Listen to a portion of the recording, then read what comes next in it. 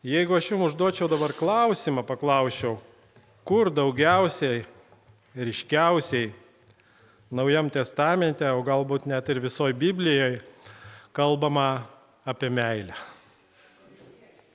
O, Maja sesė iš karto.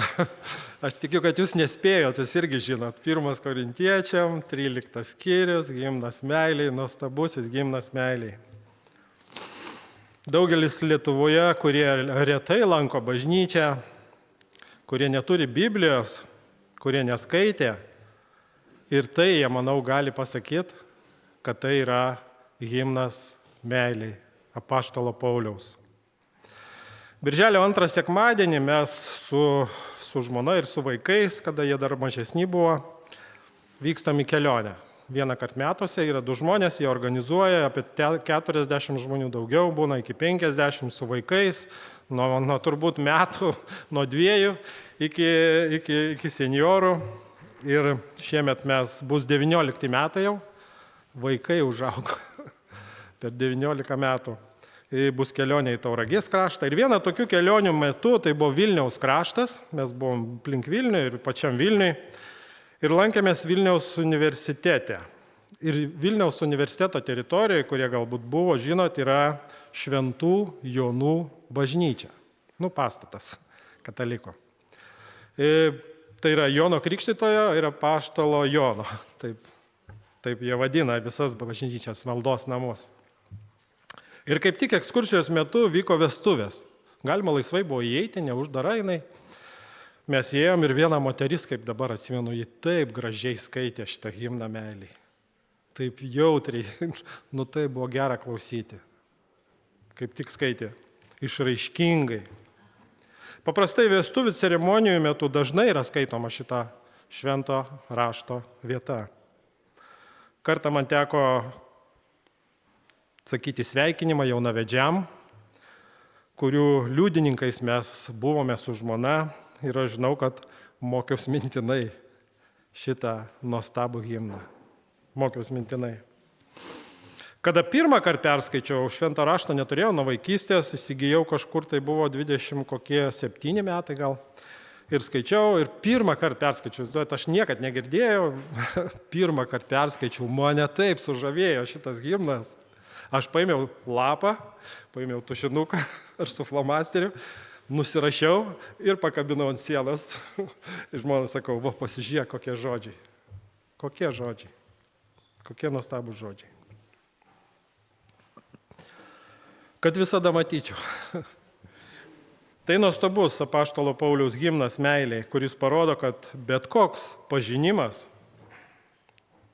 bet kokie darbai, veiksmai, pasiaukojimas netgi, be meilės neturi jokios naudos. Jokios naudos. Ir aš noriu pakviesti jūs pažvelgti į vieną šio himno ištrauką, į vieną eilutę ir kartu truputį pamastyti apie ją. Tai bus 1 laiškas Korintiečiam, 13 skyriaus, 7 eilutė. 7 eilutė.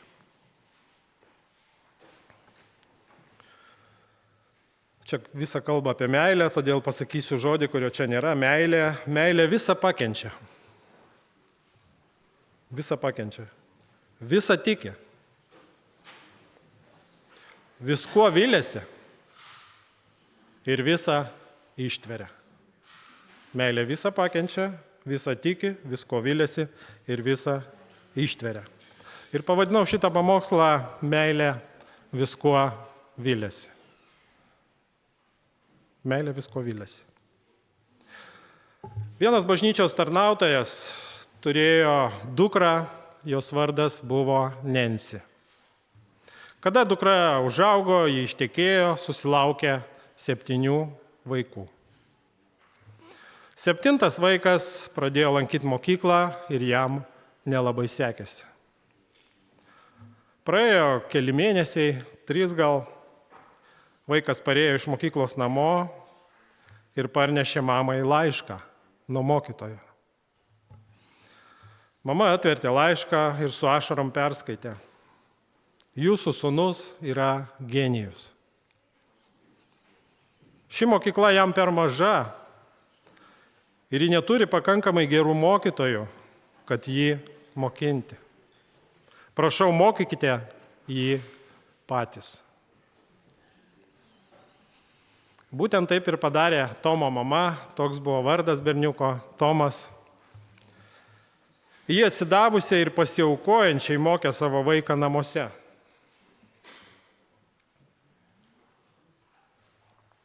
Kada berniukui buvo 10 metų, jis pradėjo daryti savo namo rūsyje įvairius eksperimentus. Kada jam buvo 24 metai, mama mirė.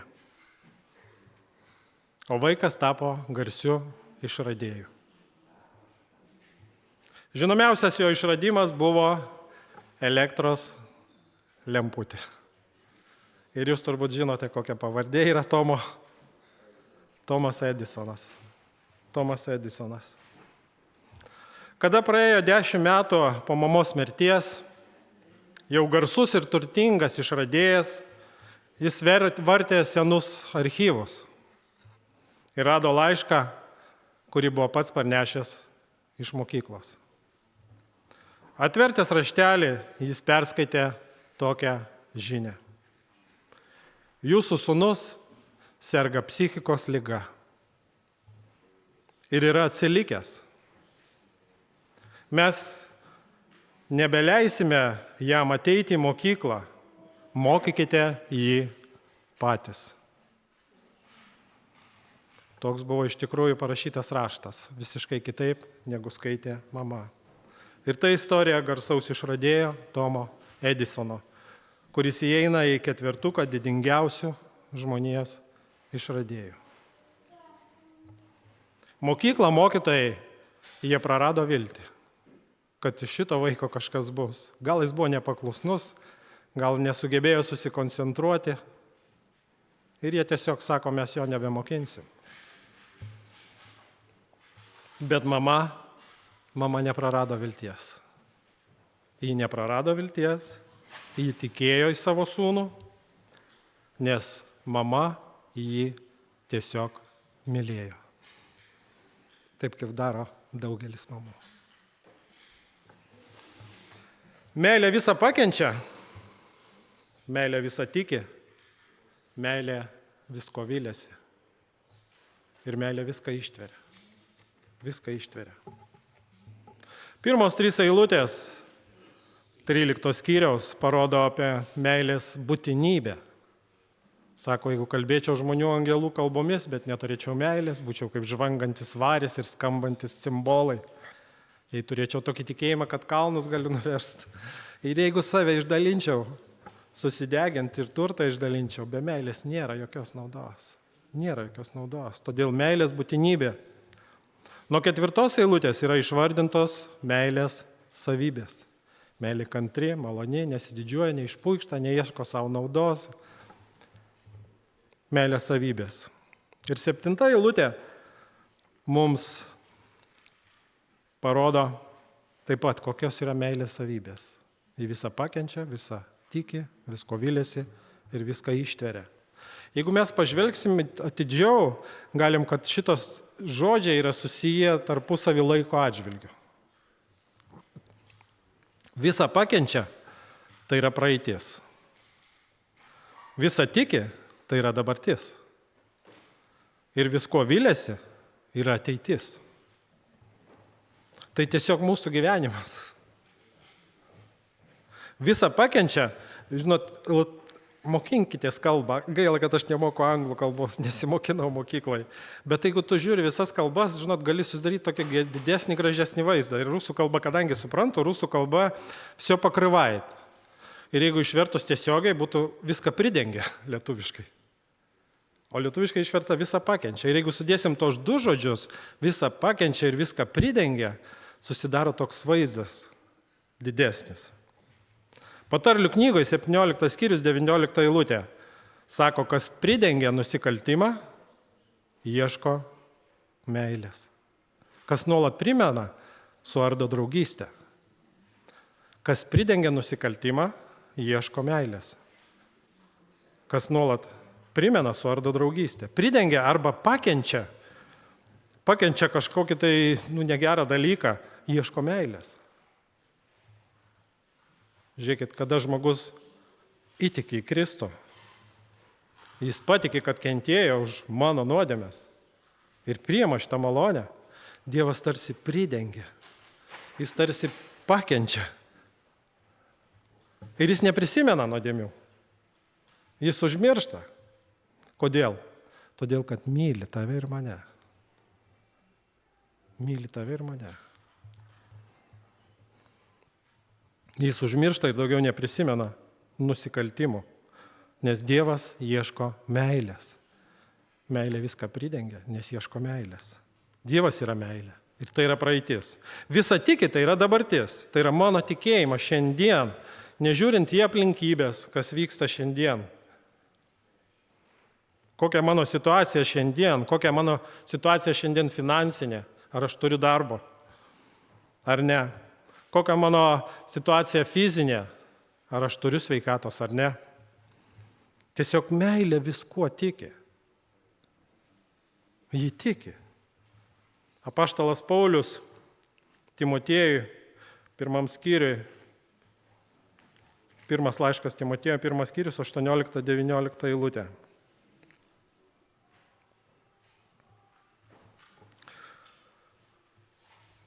Šį įsakymą perduotų tau, sūnau Timotiejų, pagal ankstesnės pranašystės apie tave, kad jomis remdamasis kovotum gerą kovą, turėdamas tikėjimą ir gerą sąžinę. Jos atsižadėjus, kai kurių tikėjimo laivas sudužo. Nebeliko tikėjimo. Sudužo. Tikėjimo laivas sudužo. Kaip mano tikėjimas šiandien? Sau užduokim klausimą. Ar jis toks pats, kaip buvo, kai tikėjau prieš 10 metų, 15, 20? Ar jis toks pats tikėjimas šiandien? Ir Paulius sako, reikia turėti gerą sąžinę. Tai yra susiję.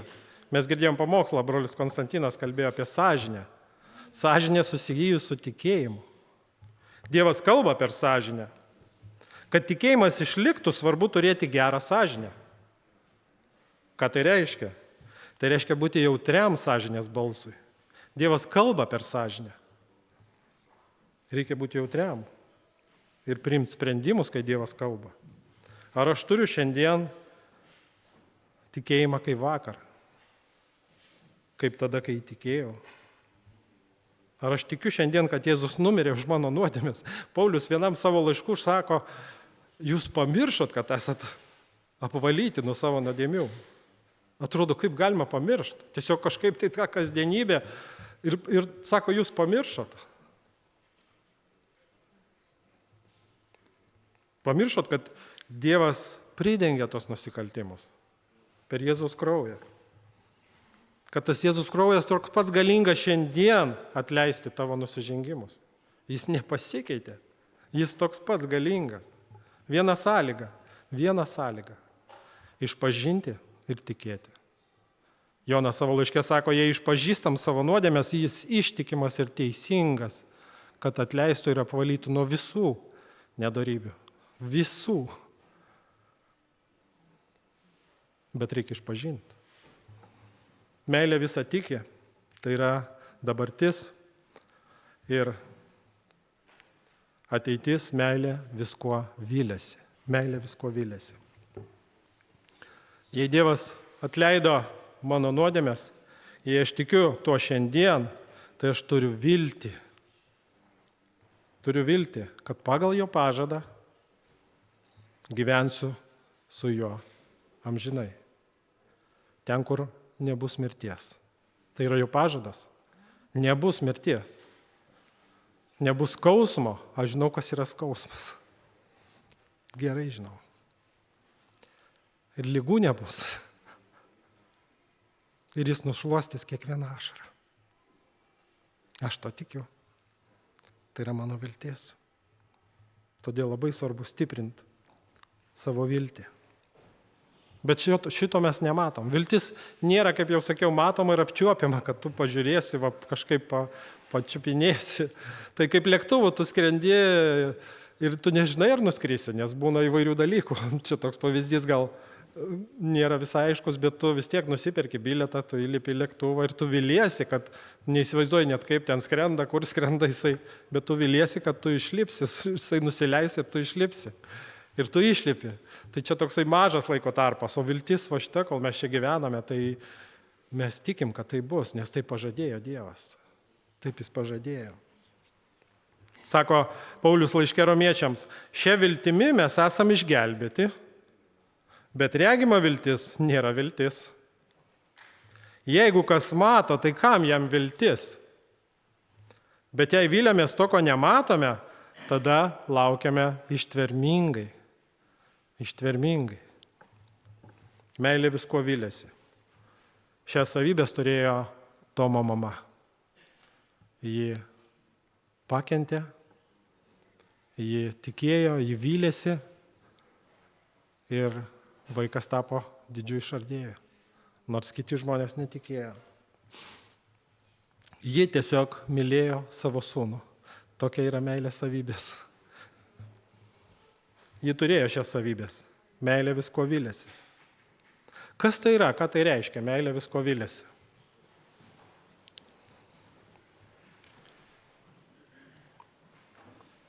Gal tai reiškia, kad jis pagaliau padovanos žiedą su briliantu, o ne šitą pigią bižuteriją. Tai viltis taip pat? Gal tai reiškia?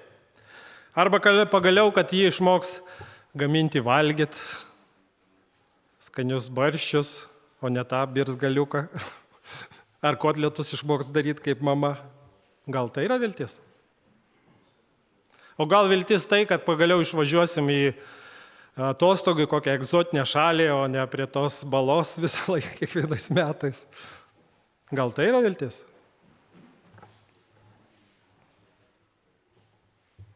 Gal kad išsipildys kažkoks mano noras, mano svajonė, kurią seniai galvojau.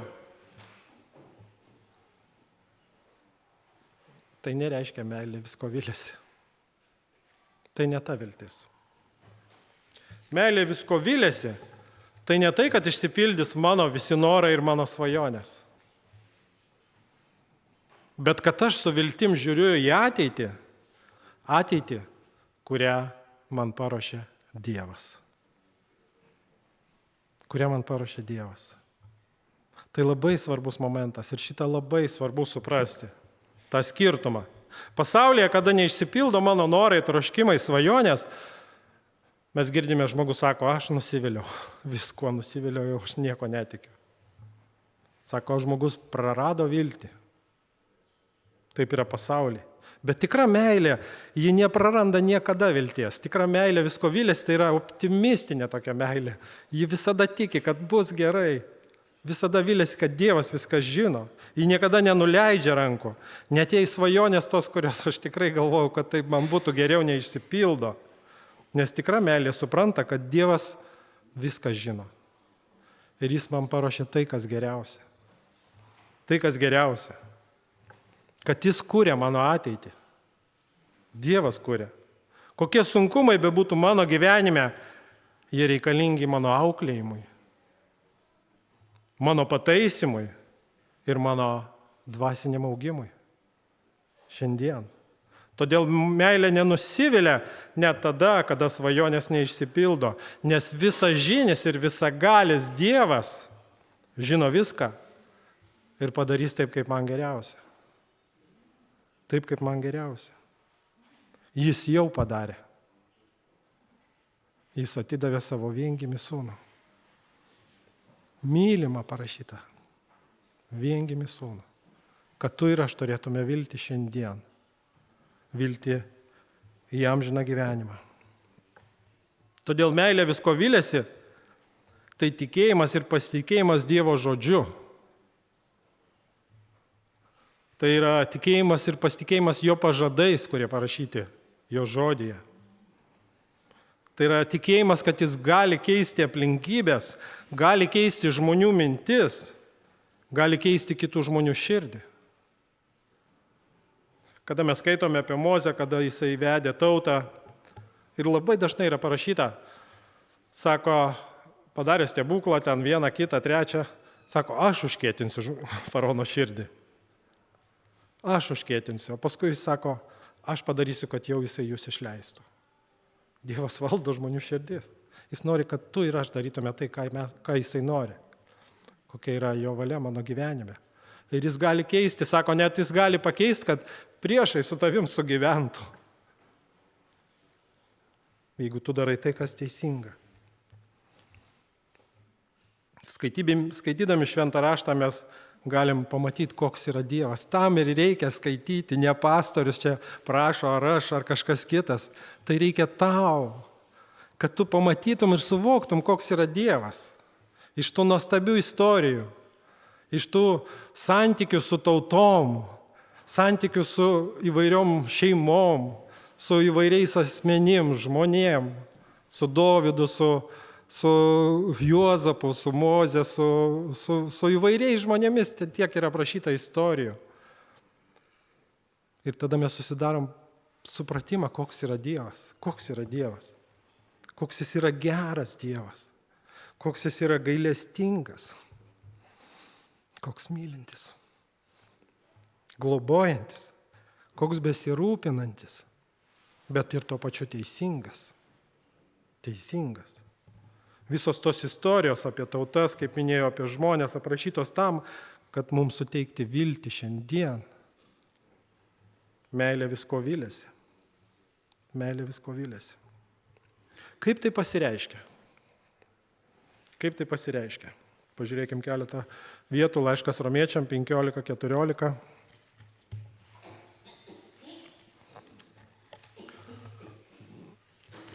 Laiškas Romiečiam 15 skyrius, 14 eilutė.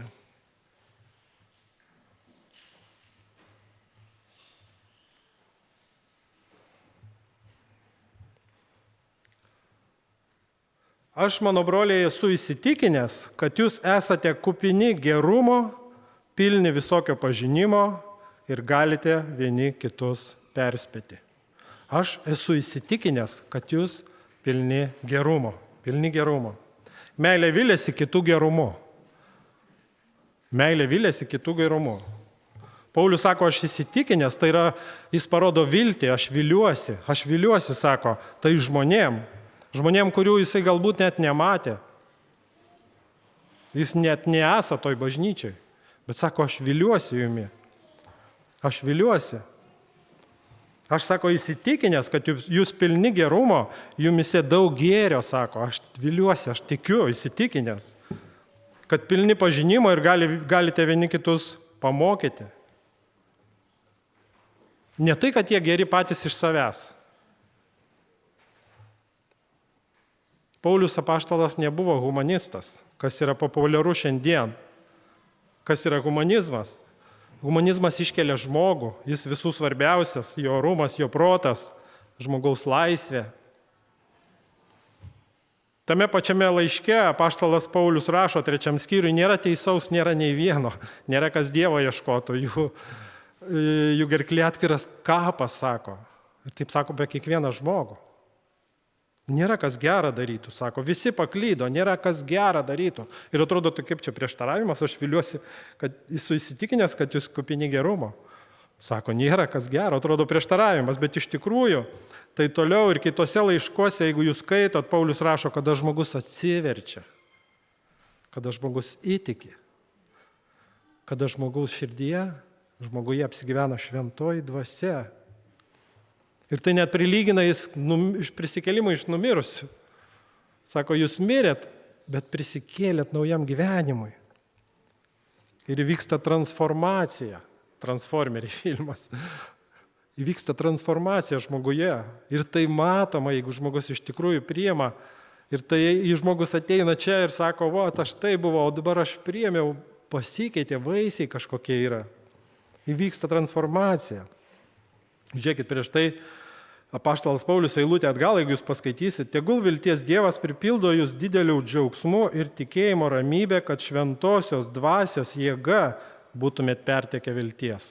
Šventosios dvasios jėga. Tai yra ta jėga. Ir todėl mums reikia būti pilniems. Reikia siekti to pilnumo, kad galėtume mylėti kitus žmonės. Ir toliau jis sako, aš įsitikinęs jūsų gerumu, nes šventoji dvasia veikia jumise. Meilė viliasi kitų gerumu. Laišką Filemonui mes šiandien skaitėm, trumpai sugrįšime. 21 eilutė sako, rašau tau, Paulius, pasitikėdamas tavo klusnumu ir žinodamas, jog padarysi daugiau negu prašau. Meilė viliasi kitų paklusnumu, kad jis paklus. Paulius rašo apie viltį, aš viliuosi, aš pasitikiu, sako. Aš pasitikiu, viliuosi, kad tu, Filemonai, pasielgsi teisingai. Jis viliasi teisingais motyvais, Filemono. Sako, padarysi daug daugiau, negu aš prašau. Paulius viliasi, nes Filemonas yra krikščionis. Jis yra krikščionis, nes jis išgirdo Evangeliją ir išgirdo Evangeliją iš apaštalo Pauliaus. Sako, 19 eilutė, aš, Paulius, rašau tau ranką, atlyginsiu, neminint, jog man ir pats save esi skolingas. Jis jam paskelbė Evangeliją ir Filemonas įtikėjo. Įvyko kažkokie vaisiai, pasireiškia šventosios dvasios vaisiai. 5 eilutėje sako, nes girdžiu apie tavo tikėjimą. Jis mato žmogaus tikėjimą, kad pasikeitė kažkas. Ir meilė viešpačiui Jėzui ir visiems šventiesiems.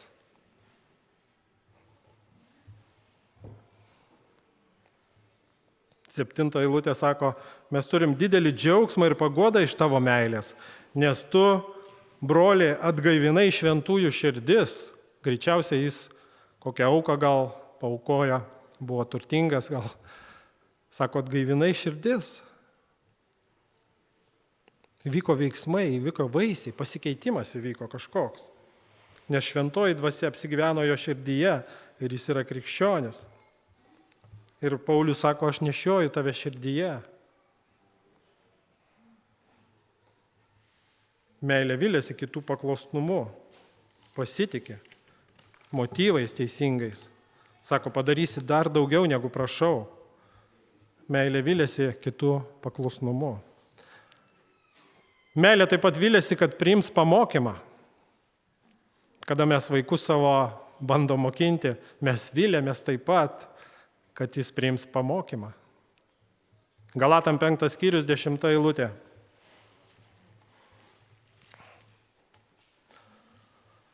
Pasitikiu, sako Paulius, pasitikiu jumis viešpatyje, kad nemąstysite kitaip, o jūsų drumstėjas, kas jis bebūtų, susilauks pasmerkimo.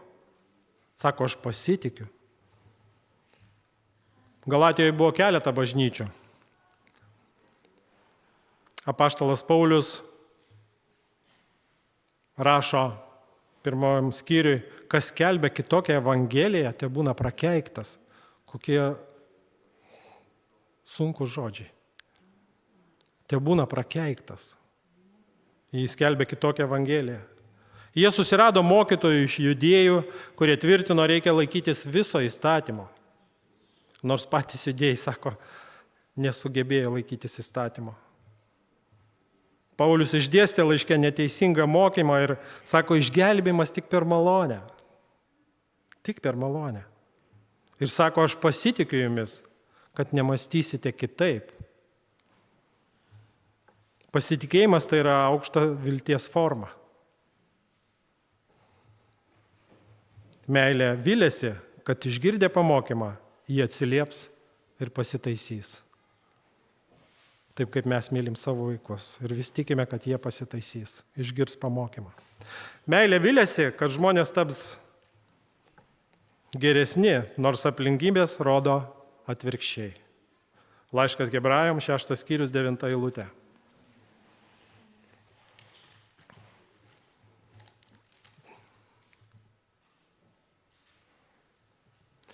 Nors taip kalbame, bet jums, mylimieji, tikimės geresnių, vedančių į išgelbėjimą dalykų.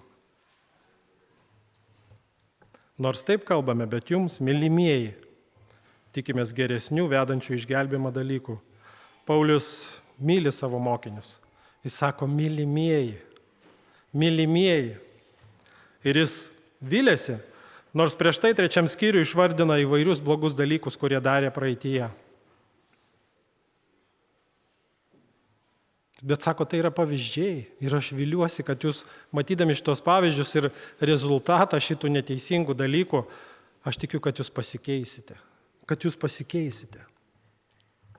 Tikiu geresniais dalykais dėl jūsų, sako. Dievas nepamiršta jūsų meilės, triūso, tarnavimo, bet parodykit uolumą iki galo. Neaptinkit, nepasidarykite tingus. Kaip Abraomas duoda pavyzdį, sako, jis kantrai laukia iki galo Dievo pažado. Daug metų laukia ir sulaukė sūnaus. Meilė vilėsi geresniais dalykais dėl žmonių, nors situacija atrodo priešinga. Ir prisiminiau aš vieną straipsnį, istoriją, žurnale Viera į жизнь, tai buvo seniai, gal kokį 20 metų atgal, bet aš iki šiandien prisimenu šitą istoriją. Ji vadinasi Palina, tai yra sesės vardas. Ir jo istorija rašo apie tai, kaip moteris buvo tikinti, lankė bažnyčią, daug tarnavo, o vyras buvo girtuoklis ir jis nuolatos ją mušdavo. Ir nieks nesikeitė visą gyvenimą praktiškai. Jis susirgo, liga nepagydoma, vėliau numirė ir pačioj pabaigoje, kada jau palaidota prie kapo, kada visi pasakoja, kokia ji buvo gera. Ir vyras stovi, pradėjo verkti. Ir įsitikėjo. Mes viską norim iš karto gauti. Norim, kad mano vaikai sėdėtų čia suole, norim, kad vyras ar žmona visada būtų čia šalia. Bet gal reikia mum pasikeisti, kad jie pamatytų kažką, kad jie Kristų pamatytų. Ir gal reikia pakentėti, kaip šita moteris kentėjo. Tikėti, viltis ir išlaukti. Meilė visko vilėsi. Meilė visko vilėsi. Ir dabar pažiūrėkime pavyzdį Jėzaus, kaip Jėzus vilėsi. Jeigu jūs skaitote Evangelijas, turbūt žinote, kiek jisai vargo su savo mokiniais. Jie ir netikėjo, ir ten užėjo vieną kaimą, nepriėmė, sako, padarykim kaip Elijas, kad ugnis iš dangaus sunaikintų visą kaimą. Sako, Jėzus, kokios dvasios esat. Kaip jam buvo nelengva, aš tikiu. Ir keletą pavyzdžių gal paimkim. Tai Luko Evangelija, galite nesiversti, 13 skyrius, ten 6-9 eilutė rašo apie nevaisingą figmedį. Yra šeimininkas, yra sodininkas. Šeimininkas ateina, sako, jau 3 metai nėra figų. Išpjaunam, sako. Tai logiška, figmedis pasodintas tam, kad užaugintų figų. Tai yra logiška. Ir 3 metai nėra figų, neduoda vaisių. Kam reikalingas toks medis? Reikia išpjauti. Jis niekam nereikalingas. Žemė, sako, alina. 3 metai nėra vaisių. Nukirsk, sako šeimininkas. Bet ką sako sodininkas? Ką sako Kristus? Palikim, sako, dar. Dar aš paimsiu, apkasiu, patrešiu, dar gal jisai dar paskaitys tą Dievo žodį, gal išgirs tą pamokslą pagaliau, gal supras, gal atgailaus ir atsivers ir gal jis taps Dievo vaiku. Palaukiam dar metus. Koks yra kantrus mūsų viešpats. Jis išreiškia viltį. Jis parodo, kad meilė visko vilėsi. Nors atrodo jau 3 metai nieks nesikeičia pas tą žmogų. Nu gal pasikeisis, gal supras pagaliau. Gal supras. Kristus parodo viltį.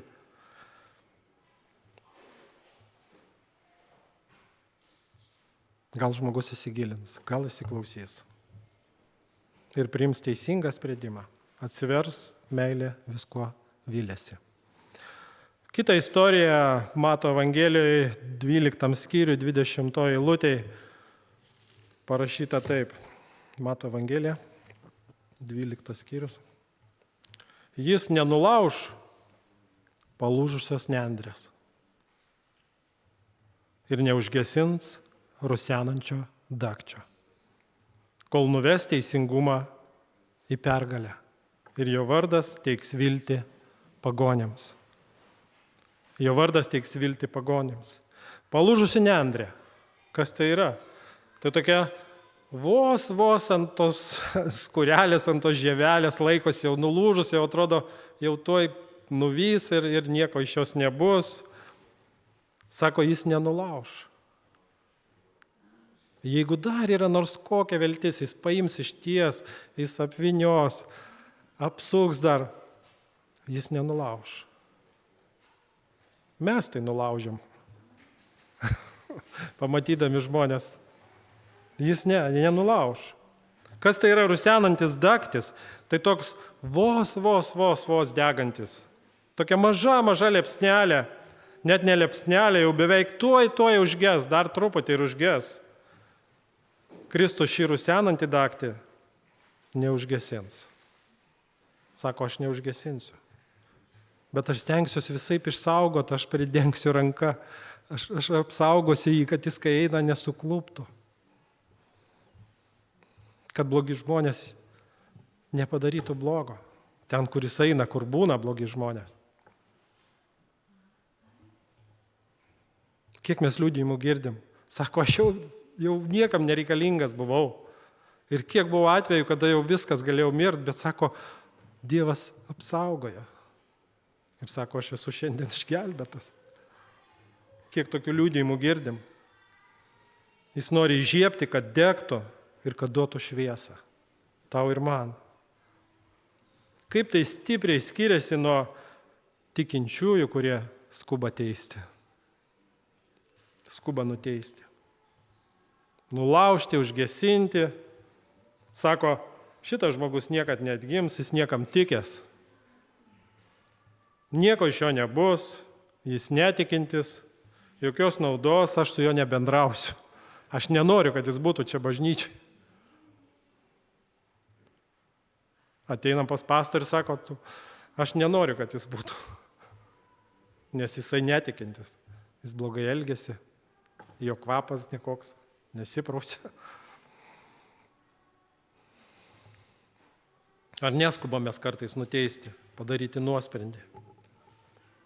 Jei yra nors kokia viltis, nors koks pasireiškimas, nors koks domėjimasis Dievu, domėjimasis Kristumi, nors koks mažas gerumo pasireiškimas, ateiti į bažnyčią, mažas tikėjimas, pasireiškimas tikėjimo į Evangeliją, neužgesinkim ir nenulaužkim, nes meilė viskuo vylėsi.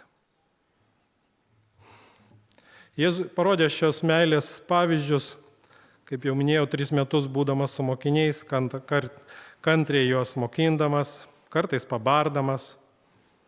Kartą sako, netikinti iškrypusi kartą, kiek man su jumi reiks kęsti. Tokie buvo jo žodžiai. Bet Jėzus tikėjo, jis vylėsi, kad jie taps ištikimi mokiniai. Jis vylėsi, kad ir tu tapsi ištikimų mokinių.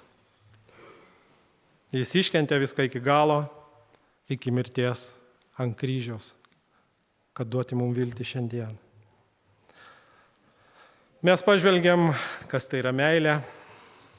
Meilė visko vylėsi, pažvelgiam, kaip ji pasireiškia, kaip Jėzus parodė pavyzdį. Ir liko paskutinis svarbiausias pamokslo dalykas.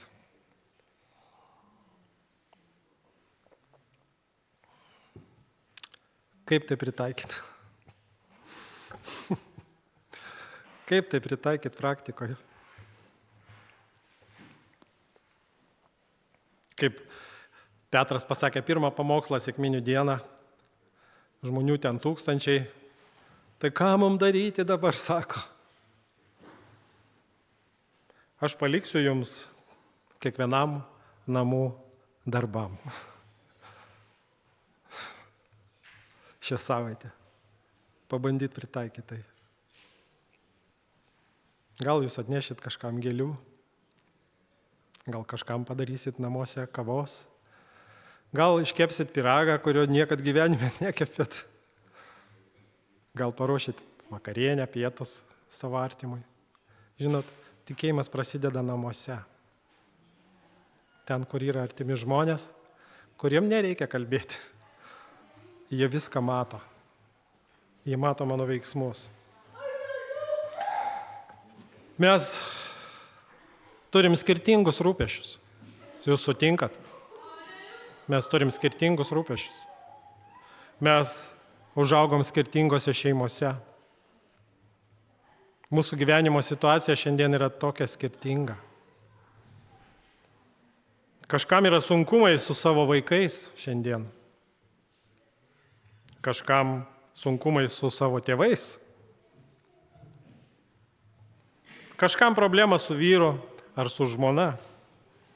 Kažkas yra vienišas.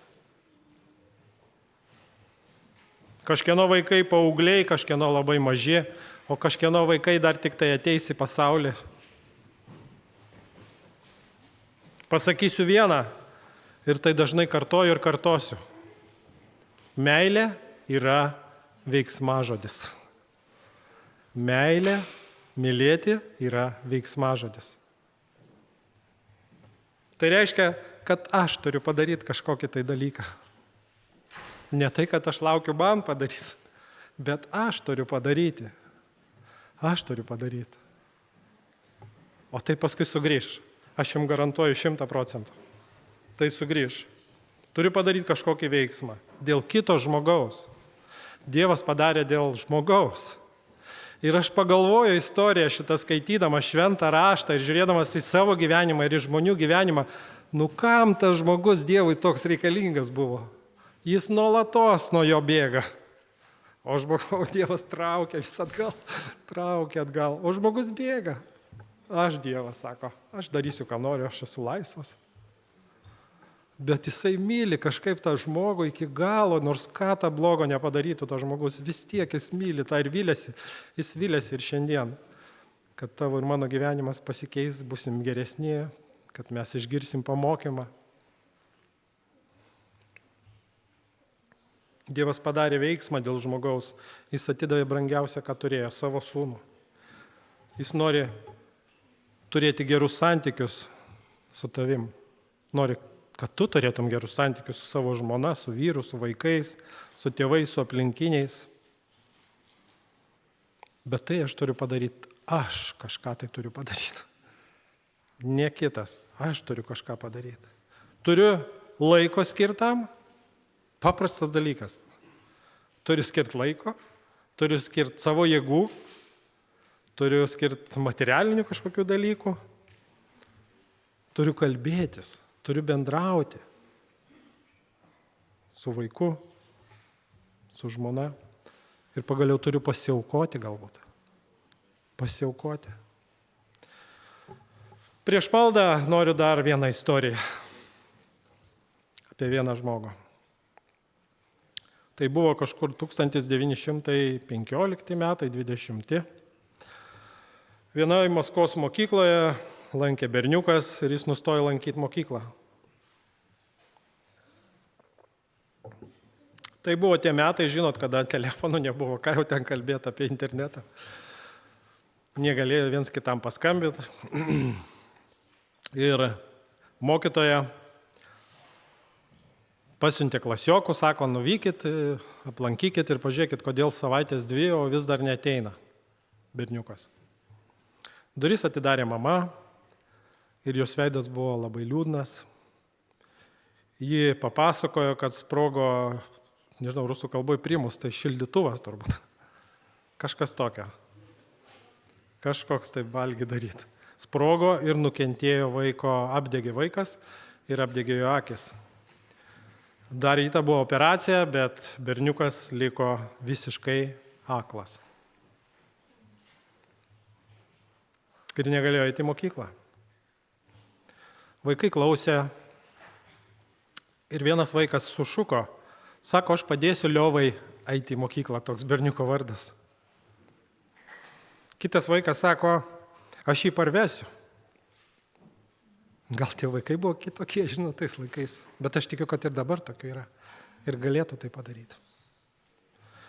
Kitas sako, aš padėsiu pamokas daryti, aš vedžiosiu jį, padėsiu ruoštis, mama apsiverkė ir aišku sutiko. Ir taip vaikai šitą berniuką vedė į mokyklą, parvesdavo. Berniukas, kuris sėdėjo vienam suole, kada mokytoja rašė, jis jam pasakydavo, ką mokytoja rašo. Aišku, didžiausias krūvis vėl teko mamai. Ji tikėjo, ji vylėsi. Ji neturėjo jokio specialaus matematikos išsilavinimo. Kartu su sūnumi mokėsi, paruošė jį universitetui, kur jaunuolis 1925 įstojo. Mama net išmoko vokiečių kalbą, kad galėtų skaityti mokslinius straipsnius vokiečių kalba ir per dieną perskaitydavo po 100 puslapių savo sūnui. Viso to pasiekojo 1929 metais berniukas, jau jaunuolis, baigė Maskvos universiteto fizikos matematikos fakulteto matematikos skyrių. Vėliau jis tapo akademiku ir yra vienas vadinamų didžiausių 20 amžiaus matematikų, tai yra Levas Semionovičius Pantreginas. Aš nežinojau jo, bet tokią istoriją radau, mane jį labai tiko. Tai visų pirma mama, taip pat ir draugai, jų dėka berniukas tapo didžiu mokslininku, būdamas aklas, didžiu matematiku. Meilė visą pakenčia. Meilė visko tiki, meilė visko vylėsi ir ji viską ištveria. Amen.